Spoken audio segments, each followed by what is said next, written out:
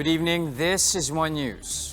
We begin tonight with a breaking story. The National Telecommunications Commission has issued a cease and desist order against ABS-CBN this afternoon.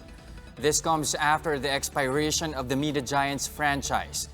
To tell us more about this, we have Marlene Alcaide reporting to us live from Quezon City. Marlene, pakilinaw lang, bawal na bang mag-operate ang lahat ng platform ng ABS-CBN mula sa telebisyon hanggang sa kanilang digital arm? Jess, hindi naman lahat ay apektado ng cease and desist order ng NTC sa ABS-CBN. Base sa nilabas na order ng komisyon, dapat daw itigil ng operasyon ng free TV at radio stations na ABS-CBN sa buong bansa, kabilang na ang regional channels nito.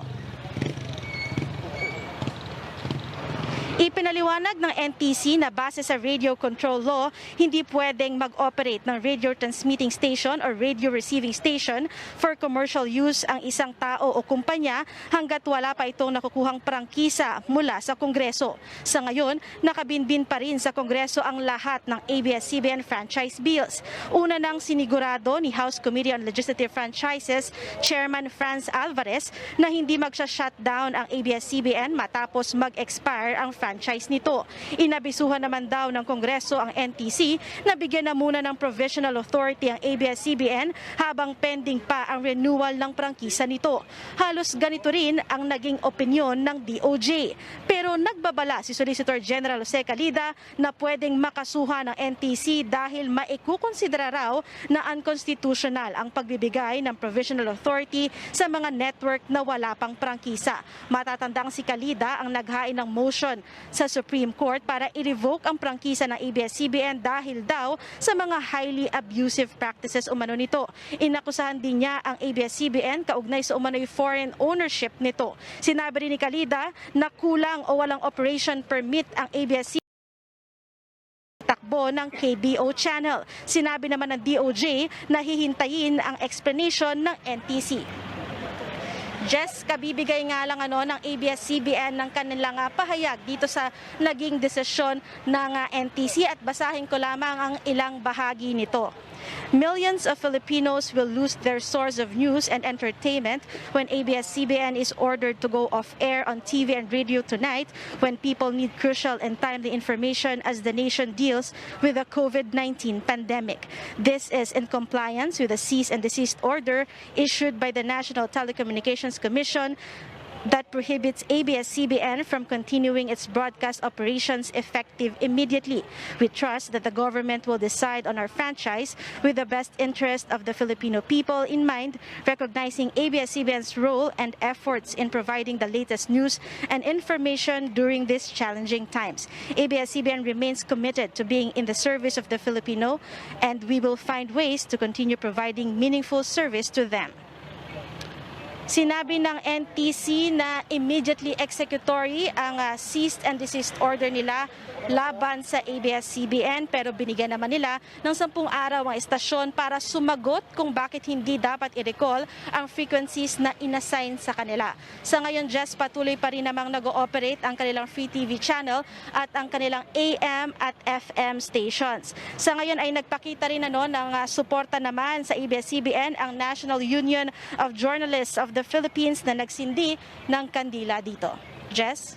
Okay, Marlene, I understand you're outside ABS-CBN, yung pinaka-office nila. What's the mood like out there? We can see behind you, parang merong activity na nangyayari. Is there a candle lighting of sorts? Yes, yan yung sinabi natin na yung National Union of Journalists of the Philippines na dumating na at nagpakita nga ng suporta sa ABS-CBN at nagsisindi sila ngayon ng kandila dito ngayon. Jess? Hindi ba medyo concern nila na baka nga mahuli sila, especially since we're under ECQ, baka ma-label sila as, ma-consider yan as mass gathering? Actually, may ilan lang na kumukuha rin kasi ng mga pictures or litrato dito. Pero kung makikita mo ay magkakalayo rin naman sila, no? At saka naglagay lang sila ng freedom. So gusto lang nilang ipakita syempre yung suporta dito sa istasyon. Sa ngayon may kakaunting empleyado pa lamang yung mga nakita natin dito sa labas ng network. Kadalasan ay karamihan ng dumating ay mga taga-ibang istasyon na at nag-aantabay tayo sa mga susunod pa na mangyayari. Marlene, safe to say, wala pa tayong detalye as to when is the exact time na that ABS-CBN will be going off air. Meron ba tayong ine-expect from the bosses ng ABS-CBN at least tonight? Yan ang actually hinihintay natin at ano yung kanilang magiging sunod na aksyon matapos nga matanggap itong o lumabas itong order ng NTC. Jess. All right, maraming salamat. That was Marlene Alcaide reporting to us live from Quezon City. ABS-CBN has said that it will comply with the shutdown order following the cease and desist order issued by the NTC. In a report on the network's prime-time newscast, TV Patrol, ABS-CBN said it will go off air while their legal team processes their reply as required by the Commission. 199 new COVID-19 cases today, May 5. This raises our total number of infections to 9,684. Meanwhile, 93 patients recovered from the disease in the last 24 hours, bringing the total up to 1,408. On the other hand, the country now has 637 deaths after 14 patients succumbing to COVID-19. In her daily virtual press briefing, Health Undersecretary Maria Rosario Vergere announced that 43 provinces in the country did not record any new cases of the virus for the past 2 weeks. However, it's too early to say that we have reached or surpassed the peak of the virus. She also says Japan will donate supplies of avian flu medicine for its clinical trial here in the country. In addition, Vergere announced that health workers laid off from hospitals and other health facilities because of budget cuts may apply directly to the department through their emergency hiring program. The Social Welfare Department admits it has faced numerous issues in implementing the Social Amelioration Program. Based on President Duterte's weekly COVID-19 response report to Congress, some payouts were postponed because of the exposure of some DSWD personnel to the virus. Another factor is the non-observance of ECQ guidelines by the beneficiaries during distribution. There were also reports of DSWD receiving threats from local officials in some areas. In some cases, the distribution was delayed because of politicizing or inaccurate lists of beneficiaries. As of May 1st, the government has already distributed cash aid to more than 10 million beneficiaries. That's 57% of the targeted 18 million poor families affected by strict quarantine measures. Back on the issue on the ABS-CBN franchise, the National Telecommunications Commission, or the NTC, gave further details on its cease and desist order against the media network. Dale De Vera is on the line for the details. Dale, anong mga bagong pahayag o paglilinaw ng NTC? Just sinabi ng National Telecommunications Commission through Deputy Commissioner Ed Cabarios na ang tanging makakapagpatigil lang doon sa cease and desist order na inilalabas ng NTC laban sa ABS-CBN ay isang temporary restraining order from the Court of Appeals. Sabi kasi ni Deputy Commissioner Cabarios, they acted on the issue as a quasi-judicial body, kaya Court of Appeals yung kailangan mag-issue ng TRO para magpatuloy sa kanilang operations ang network. Jess? Pero Dale, hindi ba may mga insidente na rin in the past na napaso ang legislative franchise ng isang kumpanya pero hindi naman sila na-issuehan ng cease and desist order, di gaya ng nangyayari nga ngayon dito sa ABS-CBN? Chester, tama ka. May mga kumpanya o utility companies na napaso yung kanilang franchise. Pero ang panagkaiba lang nito, sabi ni Deputy Commissioner Cabarios, doon sa nag-expire na franchise, katulad ng halimbawa sa PLDT, wala daw nag-raise ng kahit anong issue, kaya nagpatuloy yung operation.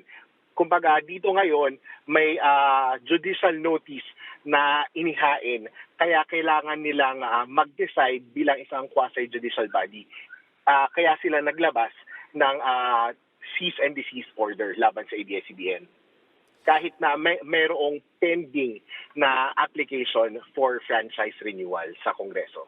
Jess? Okay, Dale, safe to say, mas pumapanig sila doon sa naging pahayag ni Kalida. Kumbaga, are they setting aside yung naging opinion ng DOJ, citing that there's sufficient equitable basis to actually grant ABS-CBN provisional authority? Parang ganun nga yung lumalabas, Jess, no? Kasi nung nakausap natin kanina si Deputy Commissioner Cabarrios, tinanong natin sa kung ano yung naging basis doon sa pagpapalabas ng cease and desist order. Dahil nga may mga opposition from the Congress and yung legal opinion ni Secretary Guevara at saka yung naging previous order ng NTC for an automatic extension of franchises until after ECQ. Ang pinaliwanag dito ni Deputy Commissioner Cabarrios ay yung Article 1 ng Radio Control Law na nagsasabi na no person, firm, or company or even association shall construct, install, establish, or operate a radio station within the Philippine Islands without having first obtained a franchise. Therefore, from the Philippine Legislature. Kumbaga sinasabi na pending pero wala pa talagang approved na franchise. Nabanggit ba sila doon sa legal remedy na pwedeng gawin ng ABS-CBN? There's a 10-day period in which pwedeng mag-appeal ang ABS-CBN. May nabanggit ba sila specifically kung paano yung magiging proseso? Should we say na within those 10 days ay magbigay ng kanilang appeal yung ABS-CBN? What's next? Just, wala nabanggit si Deputy Commissioner Cabarrios tungkol dyan. Pero ang posible kasi mangyari is kapag ka nag-lapse yung period na yon na ibinigay ng NTC for ABS-CBN to reply at halimbawa sabihin natin hindi nakapag-reply ang ABS-CBN, magiging final na yung decision ng NTC after 15 days. All right, thank you for those updates. That was News 5's Dale De Vera. More stories coming after a quick break. This is our special coverage on the COVID-19 pandemic. Stay with us. On their second day back to work, Senate leaders have made it clear that all ABS-CBN franchise talk will be left to the lower house. But with the NTC now putting the plug on the network, lawmakers give their take on the matter. We have with us Mayan Los Baños to tell us more. Mayan, anong naging reaksyon ng mga senador sa development na to? Jess, alam mo, dismayado ang ilan sa mga senador sa naging desisyon ng NTC na maglabas ng cease and desist order laban nga sa ABS-CBN. Yan ay dahil bago pa mag-break ang sesyon nitong Marso, naglabasan ng resolusyon ang mga senador na humihiling nga ng provisional authority sa NTC para makapagpatuloy ng operasyon ang ABS-CBN kahit pa mapaso ang kanilang prangkisa. Ayon kay Senator Sonny Angara, bakit kailangang ipasara ng NTC ang ABS-CBN sa panahong nasa pandemic tayo at kailangan ng tao ng reliable information? Dagdag pa ng senador, sa mga panahong ito, malaking source of information ng ABS-CBN para sa publiko. Ayon naman kay Senate President Tito Soto, marapat ding bigyang atensyon ng GMA7 at TV5 dahil ang dalawang estasyon din naman daw ay malaking source ng impormasyon lalo sa mga panahong ito. Si Senate Minority Leader Franklin Drilon naman ay kinondena ang ginawa ng NTC dahil hindi raw ito sang-ayon sa batas at tingin niya umaabuso sa kapangyarihan ng NTC. Marami naman daw kasi ang nangyari sa nakaraan na habang pending ang application para sa renewal ng franchise sa Kongreso ay pinayagan pa rin ng NTC na mag-operate ang isang kumpanya at binigyan ng provisional authority. Sabi naman ng Senate Majority Leader na si Mig Subiri, highly irregular na ipasara ang ABS sa panahon ng pandemic kung saan ang nasabing major TV station ay nagbibigay ng impormasyon sa publiko. Tanong naman ni Senator Grace Poe na chairperson ng Senate Committee on Public Services, ngayon pa raw ba talaga ipapasara ang ABS kung kailan marami na ang walang trabaho? Ang mga TV network daw kasi di lamang ang ABS ay patuloy na nagpapasweldo ngayon sa kanilang mga tauhan kahit hindi regular ang programming sa ilalim ng lockdown. Kaya pag pinasara ang nasabing TV network ay mas dadami pa ang mawawalan ng trabaho at aasa pa sa gobyerno para sa tulong. Hirit pa ni Po kung naipasa lang sana agad ng Kamara ang franchise bill ay mabilis din itong lulusot sana sa Senado. Jess, mungkahi naman ni Senators Drilon and Zubiri, dumiretso na ang ABS-CBN sa Korte Suprema para humingi nga ng saklolo. Wala naman daw kasi silang nakikitang masama kung magpapatuloy ng operasyon ang TV network. Jess? Okay, may clarification lang. I know you reported about this, Drilon and Zubiri saying na dumiretso na nga sa Korte Suprema itong ABS-CBN. But the question now is there anything that the Senate can actually do from their end to at least aid somehow ABS-CBN in terms of their itong ang legal battle nila for their franchise?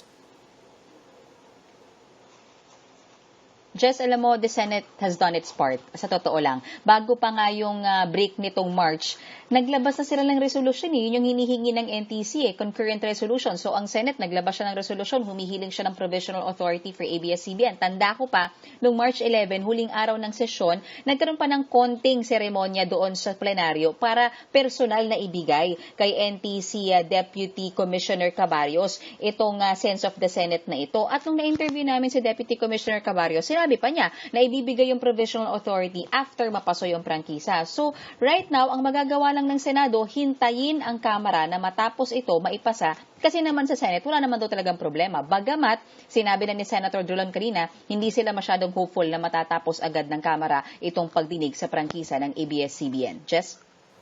Man, at the same time, clarification lang dun sa position ni Senator Tito Soto. So, is he in favor of what's happening now with ABS-CBN since he did mention, that there are other TV networks na pwedeng option as sources of information? Hindi naman. Hindi naman niya sinabi na in favor siya sa shutdown. I think yung kanyang naging sagot, kasi unang nagsalita sa session kanina si Senator Sonny Angara, at ang sabi niya kasi, yun nga, reliable source of information ng ABS-CBN. So kung isa-shutdown nyo, saan na tayo kukuha ng impormasyon? Sabi niya, sa internet ba, puro fake news. Kaya nagsalita si Senate President Soto na hindi naman. Sabi niya, may iba namang networks like GMA and TV5 na pwede ring panggalingan ng impormasyon sa panahon ito, lalo sa panahon ng pandemic. Pero hindi ibig sabihin na pabor siya sa shutdown ng ABS, Jess. So, overall, Mayan, can you sense a bit of a frustration on the end of the Senate sa nangyayari ngayon? Considering that, especially since they were at least one of the bodies that's really adamant prior to this whole ECQ na maipasa nga or mabigyan ng provisional authority itong ABS-CBN. Yes, karamihan sa mga senador, una, wala sa agenda kanina yung usapin ng ABS-CBN pero the moment na na-break yung balita na naglabas ng cease and desist order, hindi napigilan yung mga senador na magsalita doon sa sesyon. Pangalawa, pakiramdam ng mga senador, naalala ko yung sabi ni Senator Risa Ontiveros, ginawa na nila lahat para lang magbigyan ng provisional authority itong ABS-CBN. Kasi sa hearing ni Senator Grace po, ang sinasabi ng NTC doon, kailangan nila ng resolusyon coming from the Congress kasi nga sa Kongreso, sa Kamara at sa Senado, nakabinbin yung prangkisa ng ABS-CBN. So, ang sinasabi ng NTC, pag bigyan nyo kami ng resolusyon, bibigyan namin sila ng provisional authority. So, ang sinasabi ng senators ngayon, nagbigay kami ng resolusyon. So, ano pa ba ang gusto nyo? Kaya, medyo in shock at hindi makapaniwala itong mga senador na imbis na provisional authority, cease and desist order ang nilabas ng NTC. Jess. And lastly, over in Congress, I think, if I'm not mistaken, they are going to call on officials of the NTC for a show cause order, possibly citing them for contempt. Meron bang posibleng maging ganung move from the Senate?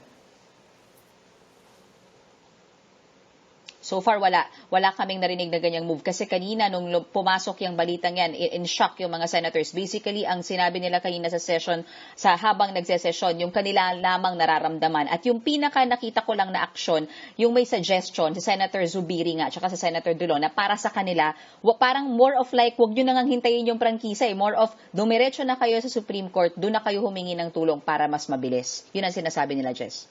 All right, thank you for those updates. That was News 5's Mayan Los Baños.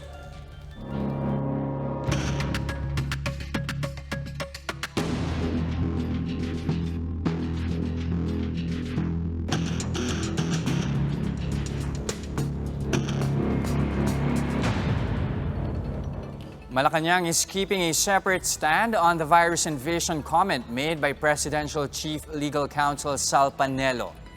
Presidential spokesman Harry Roque said Palace will maintain its position that martial law may only be declared in instances of lawless violence in the country, as previously stated by President Duterte. In a commentary, Panelo said that COVID-19 invasion qualifies as ground for the declaration of martial law. Roque says this is Panelo's personal view on the matter. The spokesman adds he concurs with the position of Justice Secretary Menardo Guevara that only armed invasion or rebellion constitutes the basis for the imposition of martial law. The Education Department has announced that school opening this year will be on August 24, 2020. This covers classes from grade school to senior high school. The school year will last until April 30, 2021.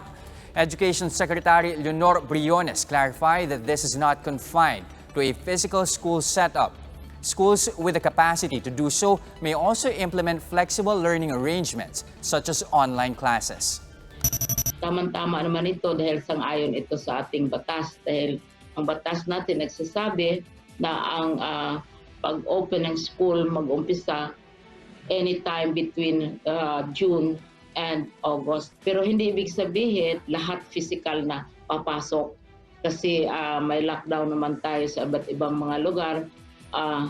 Pwedeng virtual, pwede ding physical sa mga lugar na inaalaw ang physical na pagbukas ng eskwelahan.